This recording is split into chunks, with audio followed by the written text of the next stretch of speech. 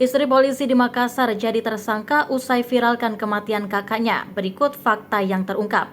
Ernawati, seorang istri polisi di Makassar, kini harus menjadi tersangka. Hal itu terjadi usai Ernawati memviralkan tentang kematian kakaknya.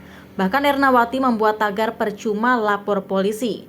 Atas hal tersebut membuat penyidik Polda Sulawesi Selatan menetapkan Ernawati, seorang istri polisi, atas kasus pencemaran nama baik atau ujaran kebencian. Pengumuman tersangka Ernawati berlangsung di ruang cyber Polda Sulsel, Jalan Perintis Kemerdekaan Makassar pada Senin 6 Maret 2023 siang. Direktur Reses Kriminal Umum Polda Sulsel, Kombes Pol Jamaluddin Farti menjelaskan awal mula kasus yang menimpa Ernawati. Bermula saat Polres Sinjai menangkap kakak Ernawati bernama Kaharudin atas kasus dugaan pencurian dan pemberatan curat 29 Juli tahun 2019. Penangkapannya dilaksanakan di wilayah Makassar, tepatnya di rumah Kahar, kata Kombes Pol Jamaluddin Farti di Mapolda Sulsel pada Senin.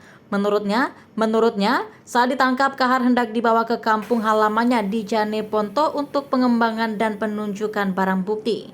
Di pertengahan jalan, tepatnya di sekitar Jalan Tanjung, Kahar izin buang air kecil. Ketika dikawal, dia berusaha melarikan diri, mendorong, memukul anggota, ujar Jamaluddin, sehingga saat itu dilakukan tindakan tegas oleh anggota yang ada di lapangan.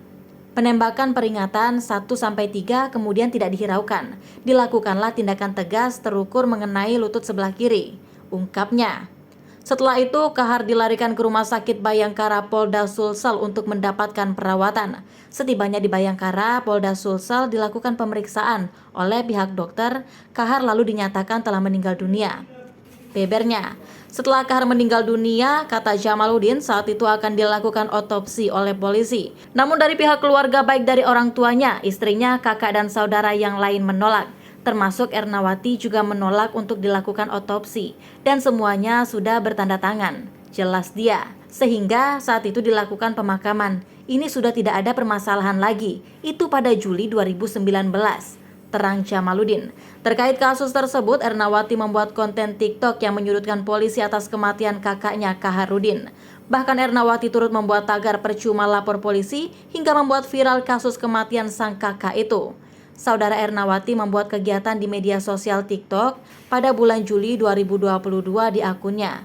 Postingan itu, kata Helmi, mengeluarkan narasi, "Ini para jagoan Polres Sinjai, karena abangku menumbang mereka dan mereka siksa." Kemudian pada Februari 2020, 7 bulan kemudian, lanjut Helmi, Ernawati membuat laporan terkait dengan pembunuhan. Jadi LP-nya itu 7 bulan kemudian. Setelah itu dilakukan langkah-langkah penyelidikan oleh tim waktu itu dari Reskrim Polda, ucap Helmi. Setelah memeriksa beberapa saksi, dilakukan gelar perkara dan dinyatakan tidak cukup bukti, sehingga perkaranya dihentikan pada Oktober 2020.